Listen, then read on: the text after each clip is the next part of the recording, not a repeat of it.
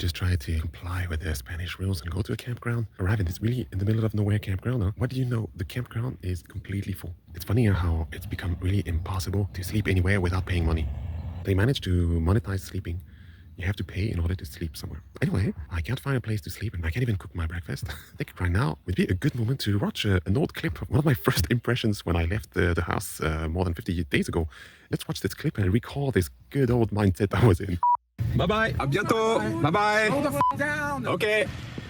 I'm having this sensation, which I think is good, knowing that you can just drive wherever you want without caring of where you're gonna sleep or what time you need to arrive somewhere. You can just stop anywhere. Little did I know, I was so naive.